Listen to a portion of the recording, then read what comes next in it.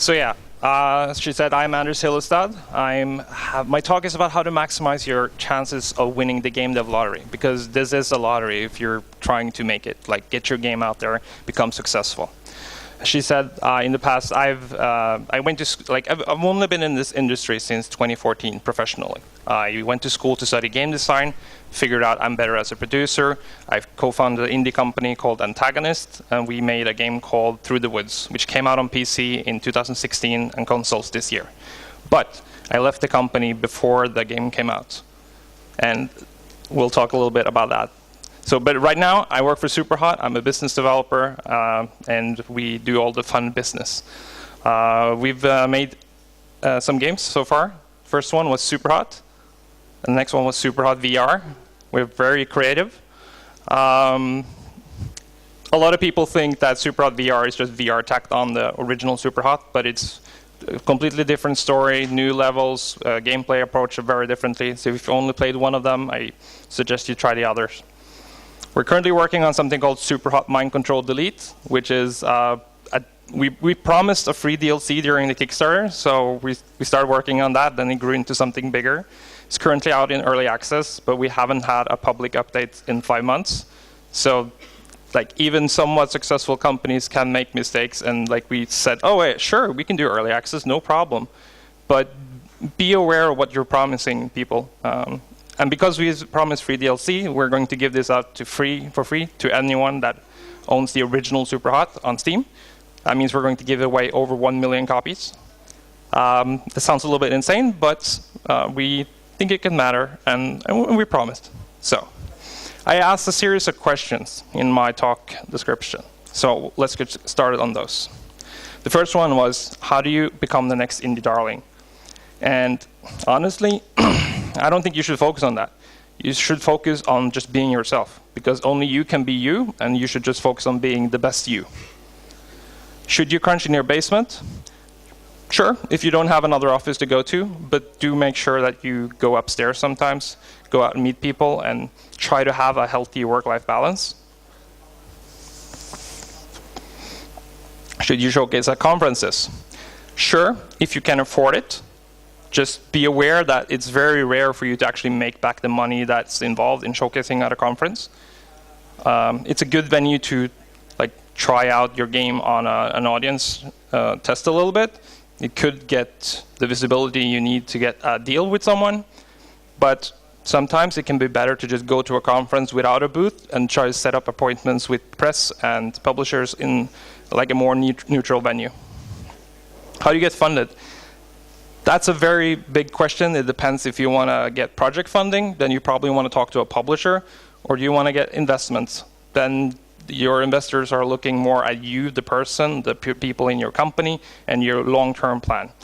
It's a very complex thing, so there's lots of funding talks out there. I suggest you look up Jason De La Rocca and just go from there. Should you crowdfund? Well, if you want to, but do you remember that most companies or most games on Kickstarter are not fully funded from Kickstarter.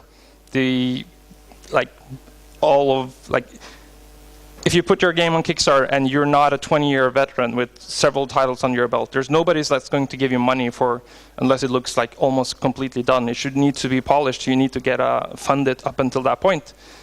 And thus, crowdfunding on Kickstarter is much better for getting a community that can help you get a lot of visibility.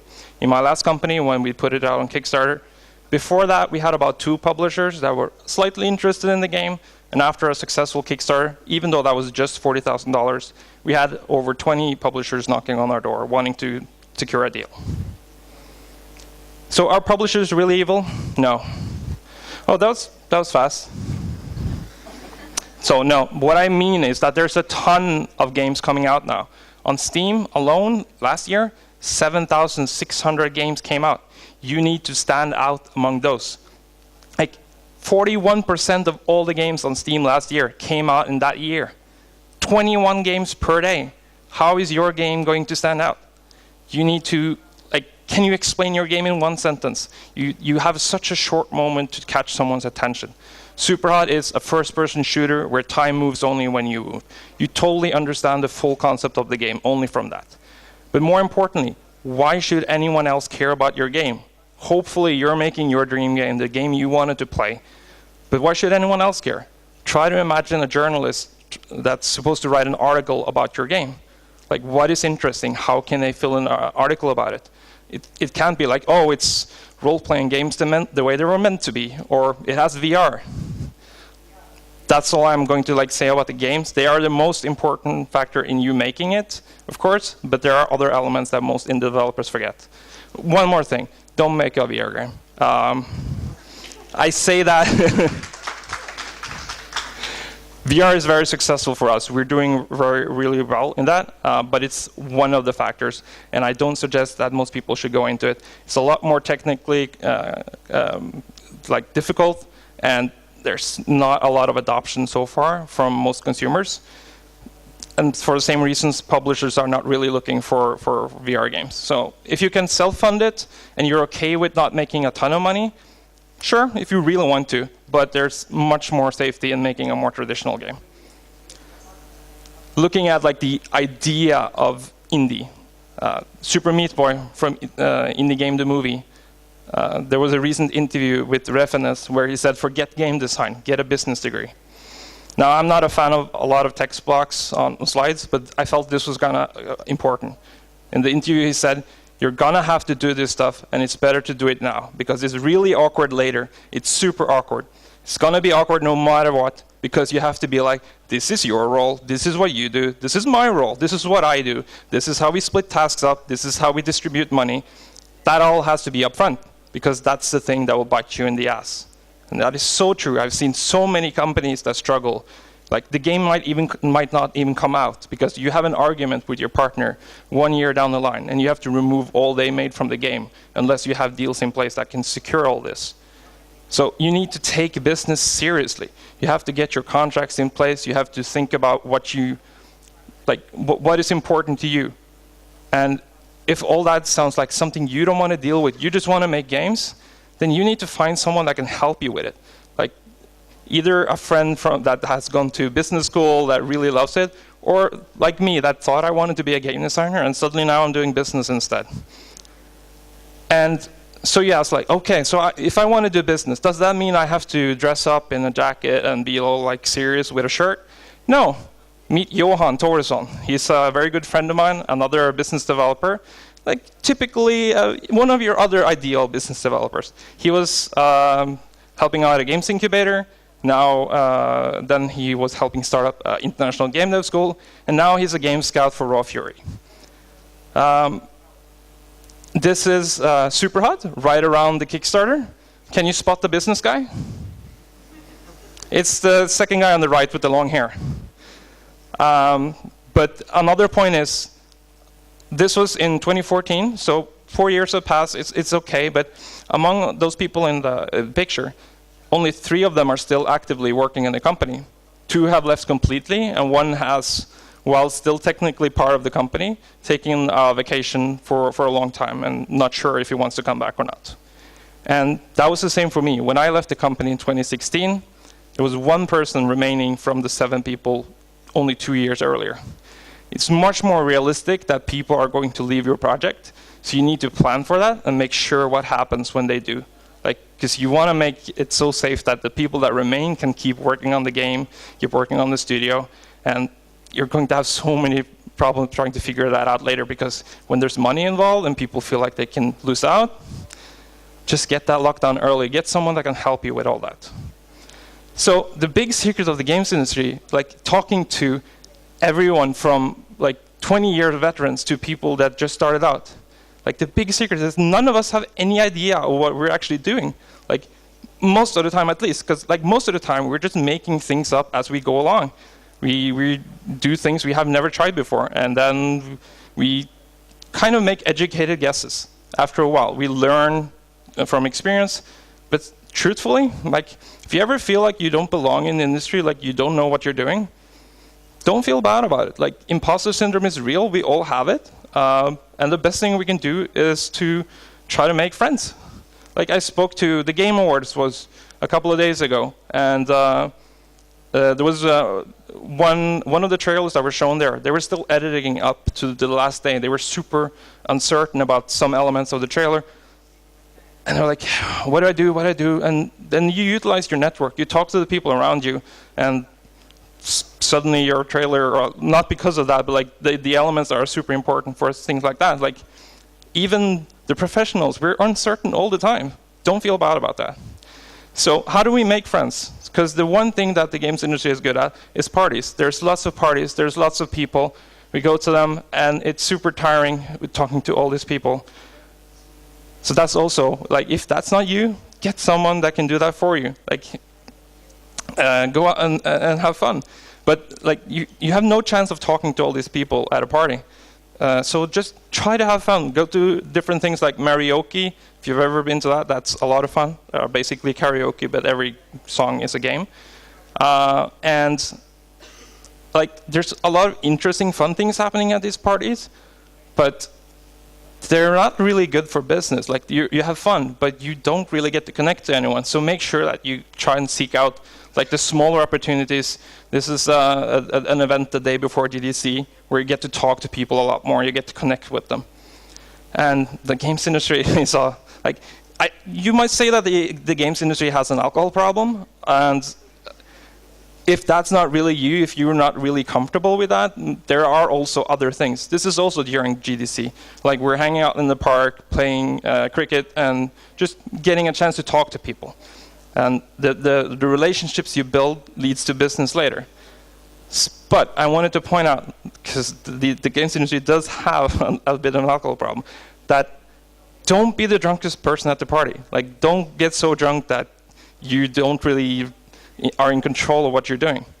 Because the thing is, the games industry, it's a really tiny place. Like, we all talk to each other from every level. And you don't really, like, you're still working when you're at the games conference. So don't get too drunk. It's okay to make mistakes, as long as you apologize for it. But be aware that, like, anything you say or do, like if you post dumb tweets and you harass someone, that's going to bite you in the ass later if you're trying to get a job and they know that person. So think about how you present yourself. Like, our industry is so special.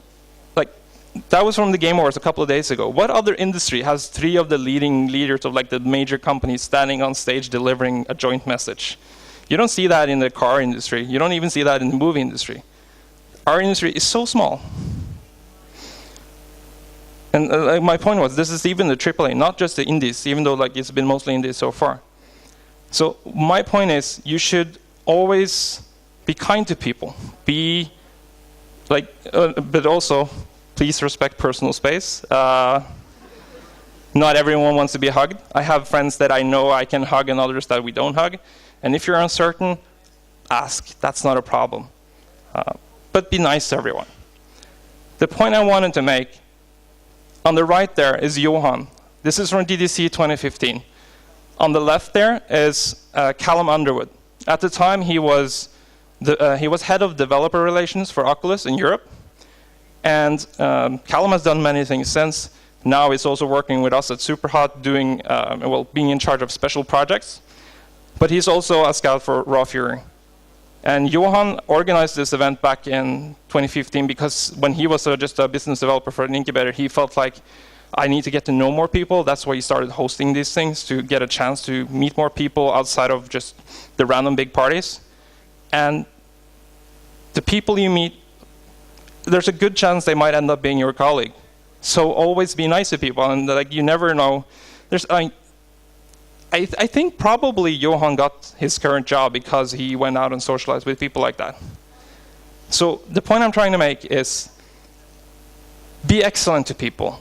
Be nice, treat people the way you want to be treated, and that is the way that you can maximize your chances of making it in the games industry, because your friends are your tickets. And yeah, thank you for listening. Thank you very much. It was super quickly. And we actually have a lot of time for questions. So, are there any? Come on. come on. I can guys. talk more about specific business things if you want that. But my point is that we're as an industry, we're not focusing enough on. Well, we're not focusing enough on business, but we should also focus on our friends. Okay, thank you. We actually have a question. Hi. First, thank you for a good speech. And my question is that, well, actually, several days ago, Epic Games has launched their own digital store, which is called, well, Epic Game Store, I think. Yes. And its most interesting feature for developers is that it offers, well, more profit for developers. I think it's 88% cut or something like that. Correct. As compared to Steam, which offers, well, I'm not sure, I think it's 70% or so. Yeah, I mean, the general cut on every store is 30% usually to so the general average. Yeah. My first question is, well, what actually do you think about that? I mean, it's great. It's been a thing that's been a long time coming. It comes from an old part in the industry when distribution was a lot harder, especially before digital. At this point now, we're thinking, what are these people actually doing for the 30%? And that's why the question now comes with, okay, we'll just take 12% instead. We think that's fair. The biggest problem is still what I pointed out in my slide. The 7,000 games came out last year, your curation. The Epic Game Store is not going to let anyone here just sign up their game right now. They launched with, I don't know how many games, but that wasn't a lot. And they are still going to go out and look for the games they want to put on there. And hopefully start opening more up for people next year. But still not going to be like the asset flip heaven that Steam is. So I think it's a really good thing. And it'll be interesting to see how it can help transform the industry. Because there's been a lot of others people trying.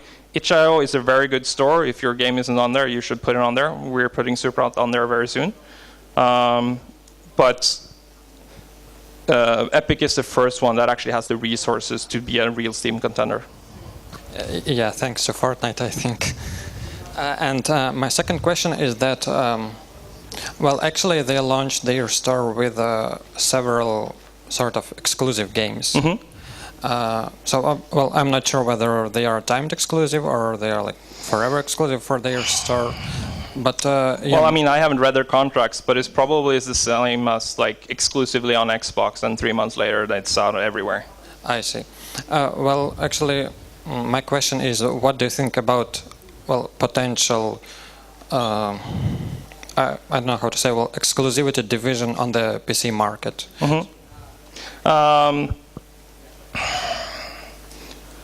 I think it's probably a necessary evil. There's nothing wrong with it from a developer standpoint. You need to do what you can do. I read an interview with Ashen, one of the main indie games that launched on Epic Store, and they said that their publisher, Annapurna, came to them, or Epic said, hey, we have this idea. We really want to put you in as the crown game in the Epic Game Store in the launch.